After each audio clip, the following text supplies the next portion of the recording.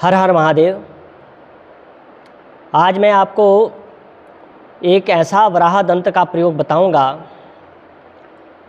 कि अगर आप भूमि से संबंधित, जायदाद से संबंधित, मकान से संबंधित, कृषि की खेती से संबंधित कोई भी परेशानी अगर आपका है, क्योंकि बहुत लोग परेशान होते हैं कि उनके पास ज़मीन नहीं रहती, वह ज़मीन खरीदना चाहते हैं, भूमि खरीदना चाहते हैं, कोई प्लॉट खरीदना चाहते हैं, लेकिन उनको वह प्लॉट नहीं मिलता, वह ज़मीन नहीं मिलती।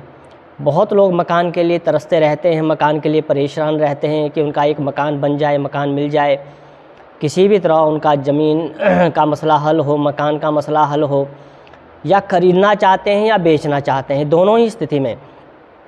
तो कैसे वराह दंत से हम अपना मकान बना सकते हैं, मकान की समस्या उससे दूर हो सकती है, या आपकी ज़मीन बिक नहीं रही है, आपका कोई प्लॉट बिक नहीं रहा, आपकी कोई भूमि आप अपनी कोई भूमि बेचना चाहते हैं और बहुत प्रयास कर लिया। कई बार क्या होता है कि सही दाम नहीं मिलता, सही ग्राहक नहीं मिलता, सही खरीदने वाला नहीं मिलता, और बहुत प्रयास करने के बाद ना समय पे मकान, जब हमको आवश्यकता होती है, ना मकान बिकता है, ना ज़मीन बिकती है, ना भूमि बिकती है, ना कोई जायदाद हमारी जो हम बेचना चाहते हैं वो बिकती है।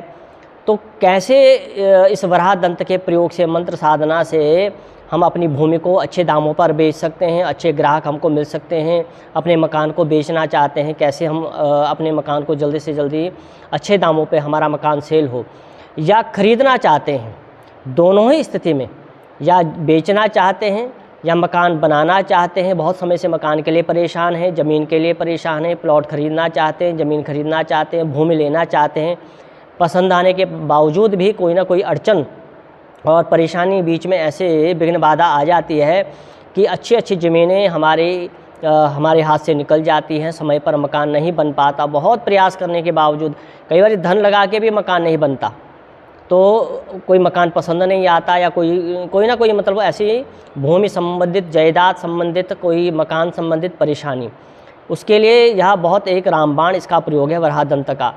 दूसरा कि अगर कोर्ट कचहरी में किसी भूमि का मसला चल रहा हो, मकान का मसला चल रहा हो, या किसी भी प्रकार की कोई ज़मीन जायदाद का, पैतृक संपत्ति का कोई मसला चल रहा हो, तो उसका कोर्ट कचहरी में, मुकदमे में अगर आपकी ज़मीन, मकान, जायदाद फंसी हुई हो, तो कैसे वराह दंत के मंत्र साधना के प्रयोग के द्वारा हम अपने भूमि को, जो विवाद चल रहा है, मुकदमा चल रहा है, कैसे उस मुकदमे में हम विजय प्राप्त कर सकते हैं।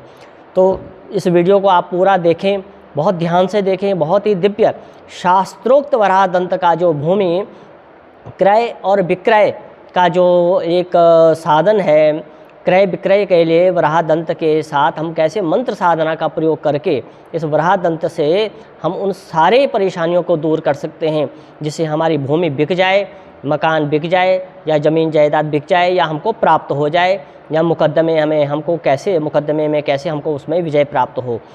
तो उसके लिए मैं आपको एक साधना बता रहा हूँ वराह दंत का, आप इस वीडियो को अंत तक अवश्य देखें। सबसे पहले आपके पास वराह दंत होना चाहिए, किसी भी साइज़ का हो, बड़ा वाला हो सबसे अच्छा, नहीं तो कोई भी साइज़ आपको वराह दंत जो जंगली सूकर है उसका दंत आपके पास होना चाहिए। इसको पहले अच्छी तरह से आपके पास जब भी आए तो इसको प्रतिष्ठा कर लें। मेरी वीडियो बनी हुई है कैसे इसकी प्रतिष्ठा कर सकते हैं, कैसे इसको जागृत कर सकते हैं। तो जब आपके पास यह आ जाए, आपने इसको जागृत इत्यादि कर लिया, तो जागृत इत्यादि करने के पश्चात फिर आपने इसका प्रयोग करना है।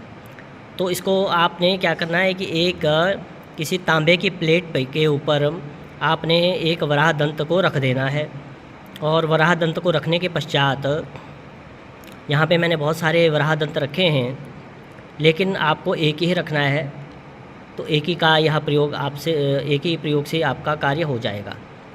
तो आपने उस वराह दंत की स्थापना करनी है। कोई भी पीला कपड़ा या केसरी कलर का जो कपड़ा है, उस वस्त्र को आपने तांबे के प्लेट के ऊपर आपने रख देना है। उस वस्त्र के ऊपर आपने वराह दंत की स्थापना कर देनी है। उस पर फिर आपने तिलक, चंदन, अक्षत, चावल इत्यादि फूल से भगवान बराह का ध्यान करके आपने इसकी स्थापना अपने पूजन कक्ष में रख देना है और आपने दीपक धूप इत्यादि जला देनी है। उसके बाद आपने इसी वराह दंत के सामने बैठकर मंत्र साधना का प्रयोग करना है। वो मंत्र साधना का प्रयोग कैसे करना है इसको बहुत ध्यान से सुने। बहुत ही दिव्य यह प्रयोग है। मैंने इसका प्रयोग बहुत बारी किया है और बहुत ही आशातीत इसके जो परिणाम है वह प्राप्त हुए हैं।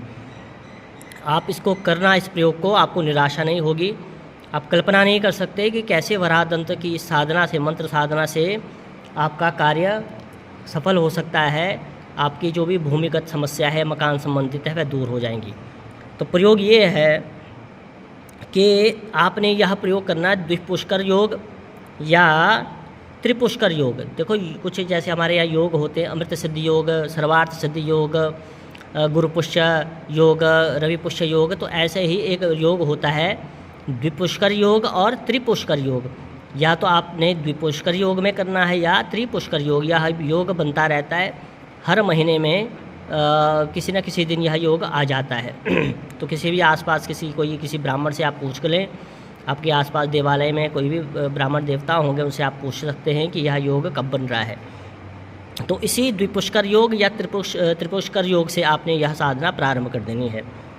तो आपने क्या करना है कि भगवान गणपति इत्यादि का पूजन करके, वराह दंत की स्थापना करके, धूप दीप दिखा के, तो यह प्रयोग आपने द्विपुष्कर योग त्रिपुष्कर योग के दिन प्रारंभ कर देना है। तो प्रयोग है एक, यहाँ पे मैं मंत्र दे रहा हूँ।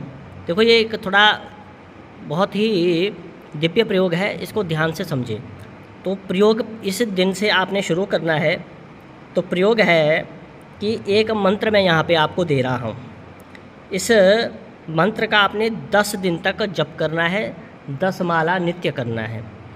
आप ध्यान से सुने, इस मंत्र को 10 दिन तक आपने नित्य करना है और 10 माला, इसको 10 दिन तक 10 माला नित्य करनी इस मंत्र की। मंत्र है ओम एक दृष्टाय विद्महे महावराहाय धीमहि तन्नो विष्णुः प्रचोदयात्। फिर से सुन लें। ओम, मैंने यहाँ पे लिख के भी रखा है, दे रखा है स्क्रीन पर, आप पढ़ लें। ओम एक दंताय विद्महे महावराहाय धीमहि तन्नो विष्णुः प्रचोदयात्। आपने 10 दिन तक इस मंत्र का जप करना है, 10 माला रोज। उसके बाद 11वें दिन क्या करना है? 11वें दिन इसी मंत्र के 10 माला के जप के द्वारा आपने तिल, शहद और घी, इसके साथ आप हवन कर सकते हैं। खुद नहीं हवन कर सकते तो किसी ब्राह्मण को बुलाकर आपने 11वें दिन इसी मंत्र से हवन करना है या करवाना है। अगर आपका यज्ञोपवीत संस्कार इत्यादि हुआ है तो आप हवन कर सकते हैं, तो नहीं तो आप किसी ब्राह्मण से करवाएं। फिर दूसरे दिन, मतलब 11वें दिन आपने हवन कर लिया, तो 12वें दिन आपने क्या करना है, ये एक दूसरा मंत्र है, इसका प्रयोग करना है। 12वें दिन से लेकर 27वें दिन तक, ध्यान से सुने, 12वें दिन से लेकर 27 दिन तक आपने कुल 16 दिन जो बचे हैं उसमें 5-5 प्रतिदिन इस 5-5 माला इस मंत्र की आपने जप करनी है, जो दूसरा मंत्र मैं आपको बता रहा हूँ। तो मंत्र है ओम नमो भगवते वराह रूपाय भूर्भुवः स्वः पतये भूपति त्वं मे देहि च दापय स्वाहा। इस मंत्र की आपने 5-5 माला हर रोज़ करनी है, 12वें दिन से लेकर 27वें दिन तक।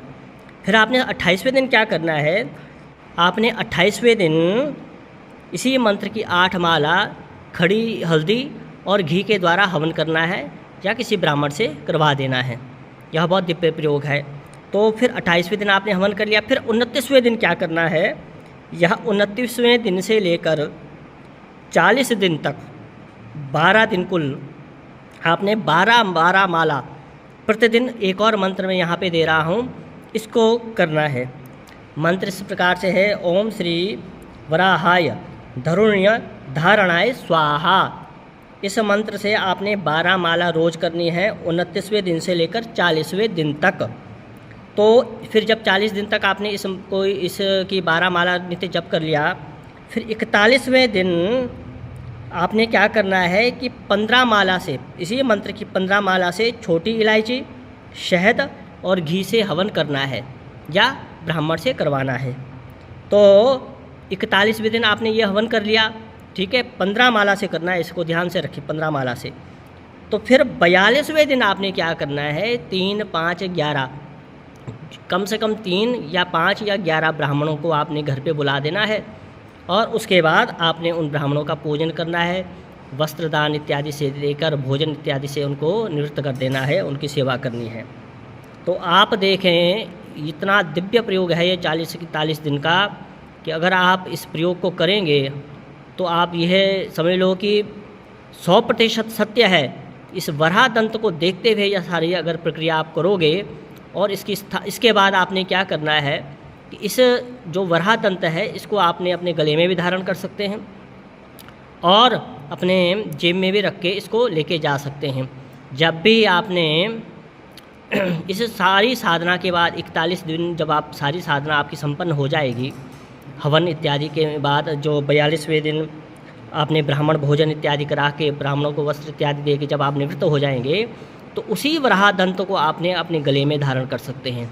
गले में अगर धारण नहीं से कर सकते तो आप अपनी जेब में रखें। जब भी कोई कोर्ट कचहरी में कोई मुकदमे में ज़मीन जायदाद मकान संबंधित अगर कोई कोर्ट कचहरी में ऐसा मुकदमा हो, तो इसी वराह दंत को पीले कपड़े में रख के आप अपनी जेब में रख के जाएँ, आपका कार्य निश्चित हो जाएगा।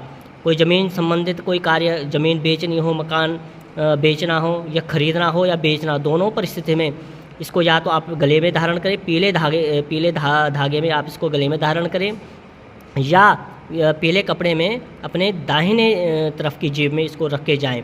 निश्चित ही आपका जो भी भूमि होगी उचित मूल्य में बिक जाएगी, ग्राहक आ जाएगा। या आपकी मकान संबंधित कोई भी परेशानी खरीदना चाहते हैं तो बहुत ही जल्दी आपको मकान ज़मीन जायदाद संबंधित कोई भी आपको परेशानी है जो भी ना खरीद पा रहे हो ना बेच पा रहे हो, दोनों ही प्रकार के कार्य आपके अवश्य सिद्ध होंगे। बहुत दिव्य प्रयोग है, बहुत ही चमत्कारिक इसका लाभ है।